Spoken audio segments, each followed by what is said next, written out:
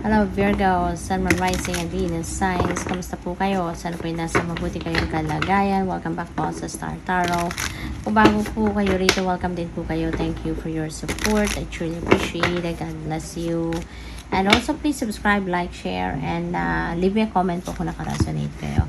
So, pauna mensahe ninyo, napakaganda. This is for general life, no? And this is Keeper of Moons. Napakaswerte ninyo, no? Napakaswerte ninyo kung kailan man ito mangyayari sa buhay ninyo. Napakaswerte ninyo because this is the King of Pentacles, no? Sa regular tarot. Nandoon na siya sa kanyang posisyon wherein estable na siya sa kanyang kaperahang aspeto, sa kanyang trabaho, negosyo. You know, in general, sa pagdating sa kanyang kaperahan, hanap buhay, you know, wala na siyang problema.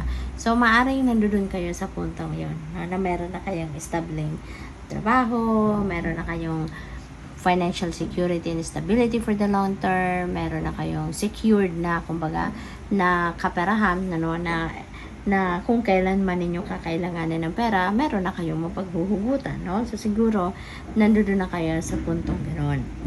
For others of you, pwede rin naman na ito yung posisyon sa buhay ninyo na gusto ninyong marating, kaya nagsisikap kayo, nagtatrabaho kayo, nagdinegosyo kayo, para maabot ninyo yung posisyon ng isang Keeper of Moons, no? Ng isang King of Pentacles. Gusto mo din na maupo sa trono niya. Kaya that is what you are working on. Yun ang pinagsisikapan at pinagtatrabahuan ninyo. So that is also possible. Meron din dito this is also an energy of lucrative offers na pwedeng dumating sa inyo.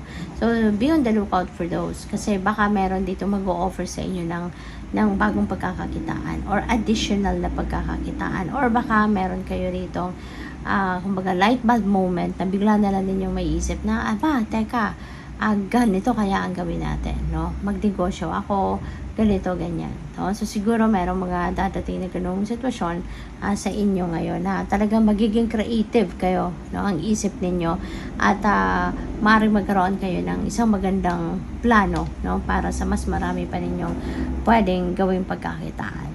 So, pagdating sa inyong money, career, and finances, we have the Forest Lord, and this is really beautiful kasi this is Emperor, no? In the regular tarot.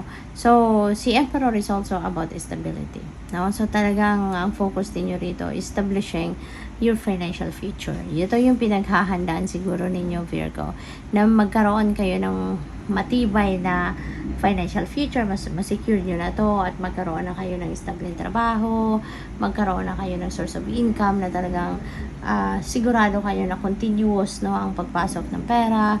At maybe there is an opportunity, no? Pwede rin na meron ng opportunity parating sa inyo or kumakatok sa buhay ninyo sa ngayon para pagkaperahan ninyo, para makadagdag or magkaroon kayo ng additional na income, no? Merong additional na income stream, kumbaga, na maaaring dumating sa inyo sa ngayon, no? So, talagang papunta kayo sa pag-establish, no, ng inyong kaperahang aspeto. So, good luck po sa inyo.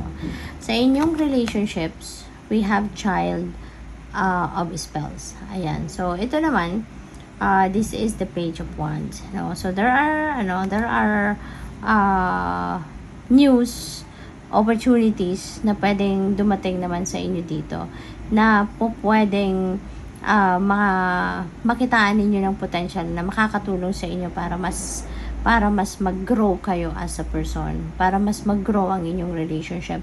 Ano yung pwede pa ninyong magawa, no? Pwede pa ninyong maitulong, no, sa inyong person para mas maging matatag, matibay lalo yung inyong relasyon. There could be ideas din dito, no, na pwede ninyong gamitin para mas mag-explore pa kayo together.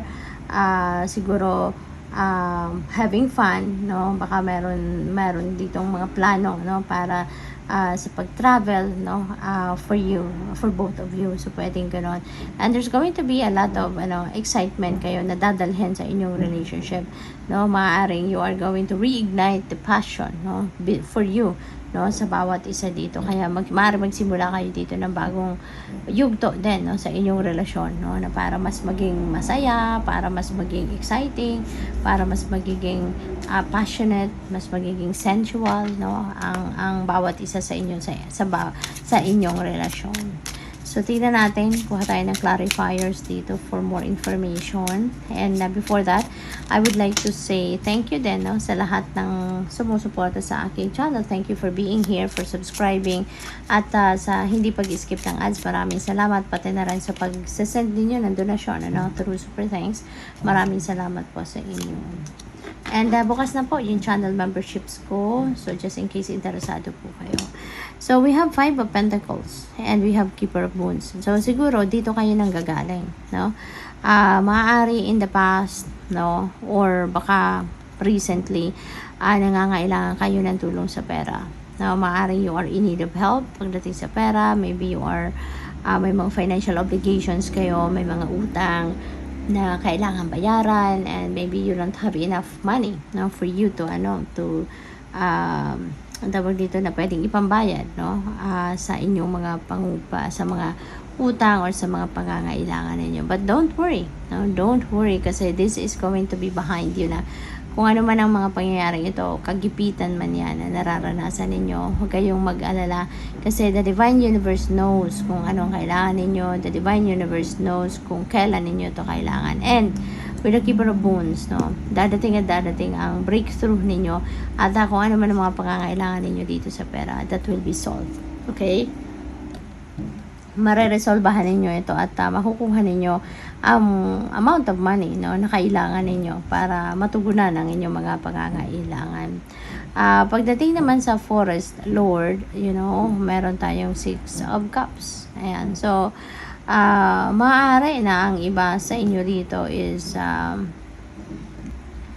siguro babalikan ninyo rito yung yung mga dati ninyong ways or methodologies na ginamit ninyo in the past, na kung saan dati nagtagumpay kayo, no? Yun ang ginamit ninyong methodologies, yun ang ginamit ninyong style sa pagmamanage ng inyong trabaho, karera, negosyo, or pera, na nagtagumpay kayo, no? Maaring babalikan ninyo yon at maaring i-apply ninyong muli yan, no, sa sitwasyon ninyo sa ngayon. Kaya good luck din po sa inyo.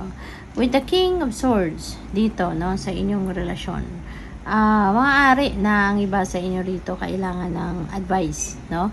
Baka you are seeking for someone that can give you advice, na maaring may issues kayo sa relasyon, no? At baka hihingi kayo dito ng advice kung kanino man na sa tingin niyo yun ang makakatulong sa inyo para malinawan din ang inyong isipan, magkaroon kayo ng clear direction, no? So, pwedeng ganun din ang ganap dyan. So, tignan natin kung ano pa ang ganap for Virgo. Final message po ninyo ito. And we have letting go. Yan, emotional release. Para na nang sa ganun, makapag-focus na kayo sa person ninyo, makapag-focus na kayo sa sarili ninyo, and to both of you, no, sa relasyon. Let go mo na.